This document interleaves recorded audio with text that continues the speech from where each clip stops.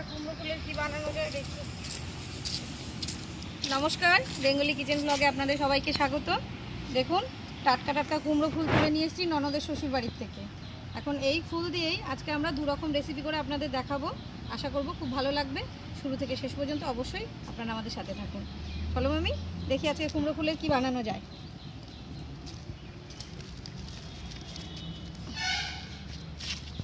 কুমড়ো ফুলগুলো বেছে নিই। আর আজকে কুমড়ো ফুলের হবে বাটা চিংড়ি মাছের মাথা দিয়ে। আর কি হবে মামি? ঝাল। হ্যাঁ, তাহলে দুটো রেসিপি আমরা কিন্তু করবো আজকে, ঝালও হবে বাটাও হবে।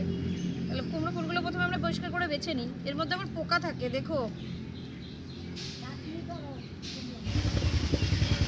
কুমড়ো ফুলগুলো বাছা হয়ে গেছে।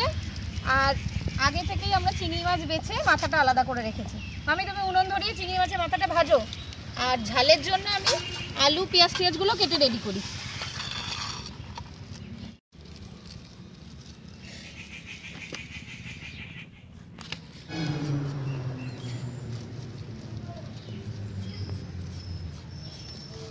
কড়াই গরম হয়ে গেছে, তেল দিয়ে দিয়েছি।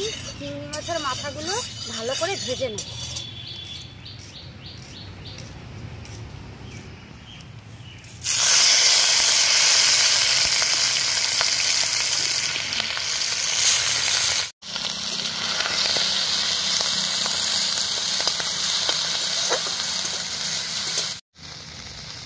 অল্প লবণ আর একটু হলুদ দিয়ে দিলাম। এবার ভালো করে মিশিয়ে নেব।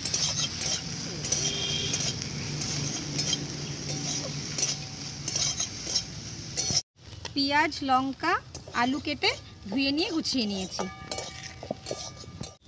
চিংড়ি মাছের মাথাগুলো ভাজা হয়ে গেছে, নামিয়ে নেব।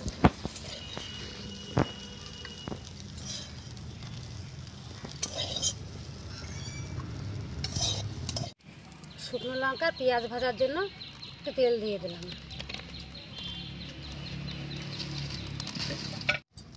শুকনো লঙ্কা দুটো কাঁচা লঙ্কাও দিয়ে দিলাম।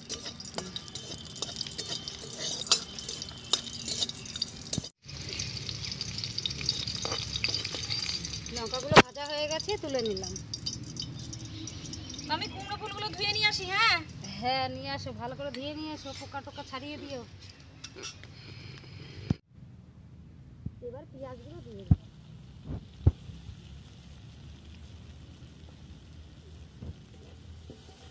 পেঁয়াজটা তেলে ভেজে নেবো ভালো করে। পেঁয়াজের মধ্যে অল্প নুন দিয়ে দেবো।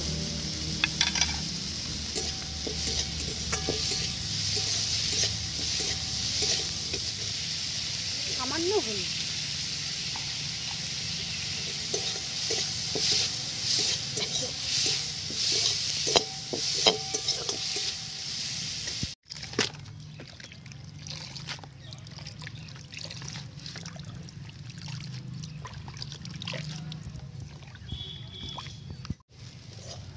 পেঁয়াজটা ভাজা হয়ে গেছে, নামিয়ে দেবো। কুমড়ো ফুলগুলো পরিষ্কার করে ধুয়ে নিয়ে এসছি মামি। এবার যতটা বাটা হবে তুমি তেলে ভেজে দাও। আর এই ডাটাগুলো কিন্তু ঝালে দেবো। এবার বাটার জন্য কিছুটা কুমড়ো ফুল ভেজে নেব।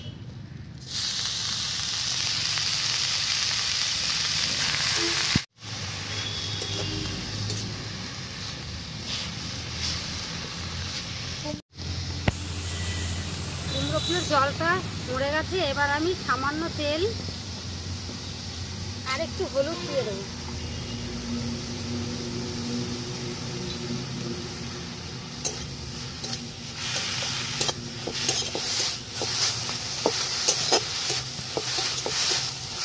কুমড়ো ফুল ভাজা হয়ে গেছে, এবার নামিয়ে দেবো। কত কুমড়ো ফুল, কতটুকু হয়ে গেল মামি? এ বাবা, বলে খেয়েছি আর রান্না করেছি, এটা হয় কখনো?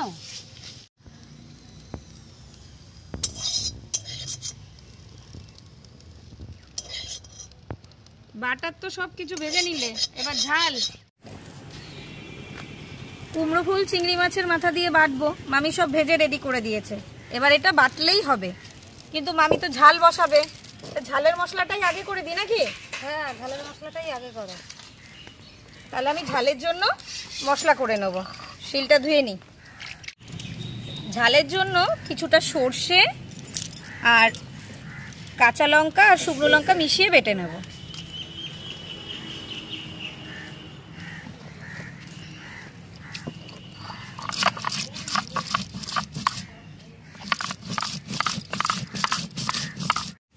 কড়াই গরম হয়ে গেছে, কিছুটা সর্ষের তেল দিয়ে দিলাম।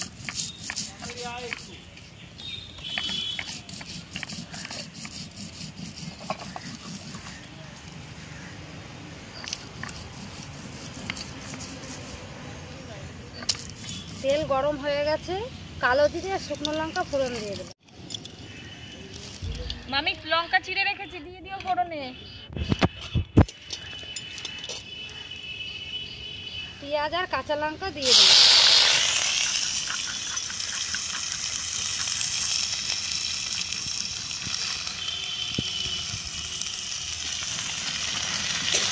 এবার মিশিয়ে দেবো। পেঁয়াজটা হালকা করে ভাজা হয়ে গেছে, এবার আলুগুলো দিয়ে দেবো।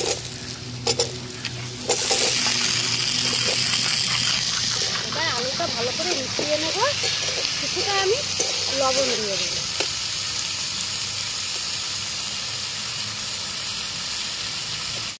কুমড়ো ফুলের ঝালের মশলা আমার করা হয়ে গেছে, তুলে নেব।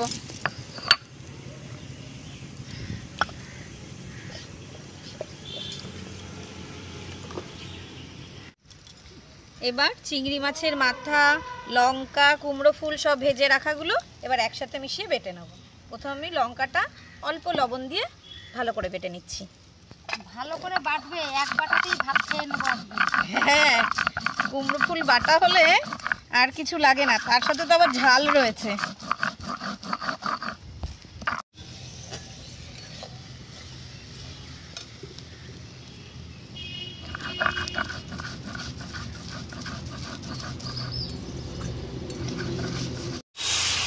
কুমড়ো ফুলের ঝাল যা হবে আজকে মামন। ভেজে রাখা কুমড়ো ফুল আর পেঁয়াজ একসাথে দিয়ে বেটে নিচ্ছি। আগে একটা কুমড়ো ফুলের বাটার রেসিপি আপনারা দেখেছেন, কিন্তু এটা চিংড়ি মাছের মাথা দিয়ে করছি। এটাও খেতে কিন্তু খুব ভালো লাগবে।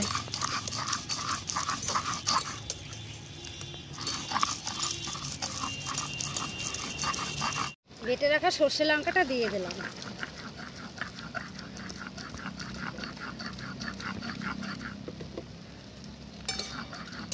এবার ভালো করে মিশিয়ে তারপরে আমি কিছুটা জল দিই।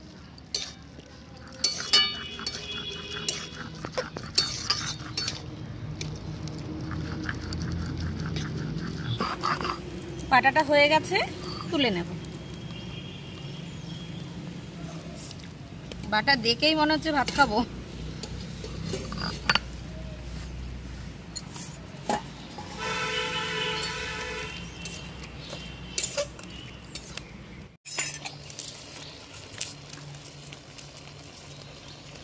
আমার কুমড়ো ফুলটা হয়ে গেছে, আমি এবার ওপর থেকে একটু সর্ষের তেল দিয়ে দেবো।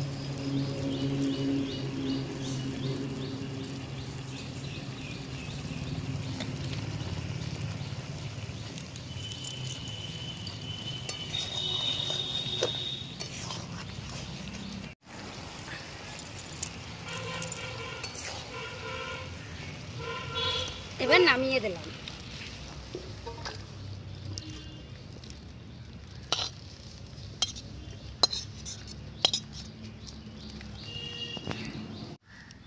আমাদের এই রান্না দুটো কেমন লাগলো অবশ্যই জানাবেন। ভালো লাগলে লাইক করবেন, শেয়ার করবেন। আরও নতুন নতুন রান্না দেখার জন্য আমাদের এই ছোট্ট চ্যানেলে সাবস্ক্রাইব করে দেবেন। আরও দেখা হচ্ছে পরের ভিডিওতে। নমস্কার।